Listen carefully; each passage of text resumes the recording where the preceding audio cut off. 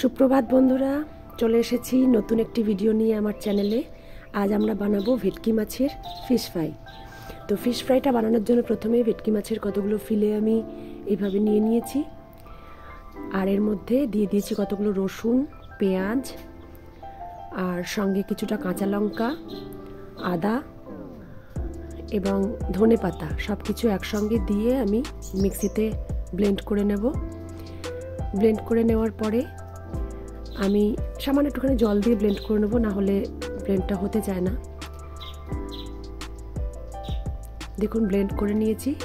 এবার আমি এই ভেটকি মাছের ফিলেগুলোর মধ্যে কিছুটা সাদা তেল, দু চামচ মতন সাদা তেল দিয়েছি আমি এখানে, আর কিছুটা লবণ, স্বাদ মতন লবণ দিয়ে দিয়েছি, আর সঙ্গে দিলাম অর্ধেক মতন পাতিলেবু বা কাগজি লেবু, যেটাই দিতে পারেন, যেটাই হোক, লেবুর রসটা ম্যাটার করে। এবার আমি সঙ্গে যে পেস্টটা বানিয়ে রেখেছিলাম মিক্সিতে, সেই পেস্টটা আমি এর মধ্যে দিয়ে মাছটাকে খুব সুন্দরভাবে মাখিয়ে ম্যারিনেট করে নেব। এটাকে যত সুন্দরভাবে ম্যারিনেট করা হবে আর যত সুন্দর সময় দিয়ে রাখা হবে তত ভালো। সঙ্গে দিয়ে দিলাম একটু গোলমরিচের গুঁড়ো। সব কিছু দিয়ে মিশিয়ে মাছগুলোকে এপিটোপিট করে মশলা মাখিয়ে একটা পাত্রের মধ্যে, আলাদা একটা পাত্রের মধ্যে সুন্দর করে পরপর সাজিয়ে রাখলে খুব ভালো হয়। একটার মধ্যে একটা উপর নিচ করে লেগে থাকলে কোনোটাই মশলা লাগে, কোনোটাই লাগে না, সেই কারণে এইভাবে আলাদা করে রাখা। তো এইভাবে আমি আলাদা করে সবগুলোকে আলাদা আলাদা করে রেখে দিলাম। দেখুন, এবার আমি এটাকে ঢাকা দিয়ে মিনিট 15-20 জন্য ফ্রিজে রেখে দেবো। মিনিট 15-20 হয়ে গেছে, ফ্রিজ থেকে বার করে নিয়ে এসে এটাকে আবারও একটু কোট করতে হবে। এবার আমি এর মধ্যে দিয়ে দিলাম 3টে ডিম।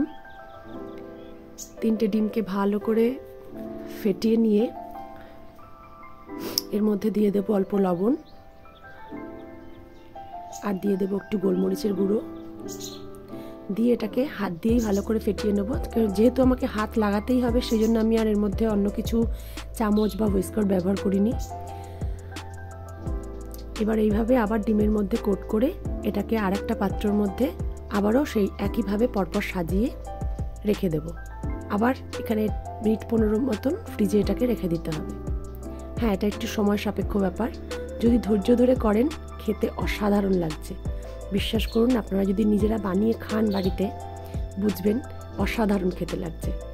আপনারা তো জানেনই, বাড়িতে বানালে প্রত্যেকটা জিনিসের স্বাদ অনবদ্য হয়, খরচটাও দোকানের থেকে অনেকটাই কম হয়।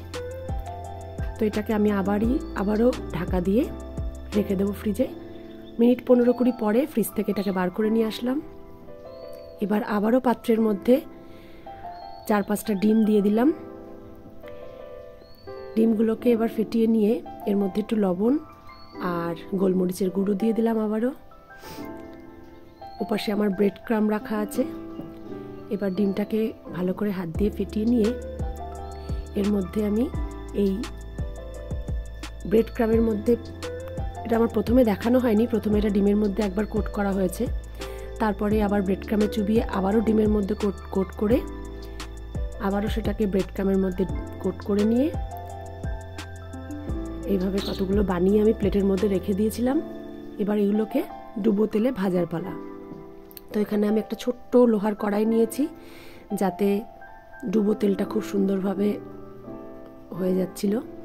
তো এরকমভাবে আমি উল্টে পাল্টে ডুবো তেলের মধ্যে ঝিমে আঁচে, অবশ্যই এটাকে ঝিমে আঁচে ভাজতে হবে, না হলে উপরটা আগেই পুড়ে যাবে ভেতরটা হওয়ার আগে।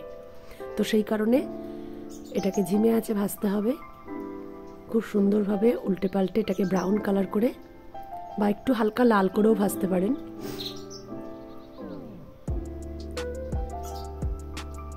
তো এইভাবে আমি সবকটাকে ভেজে নিয়েছিলাম, প্রত্যেকটা এইভাবে তৈরি করে রেখে দিয়েছিলাম আগে, তাতে আমার পরপর করতে সুবিধা হয়েছিল। আর এই দেখুন কি সুন্দর লাগছে, উপর দিয়ে একটু লেবুর রস দিয়ে দারুণ লাগবে খেতে।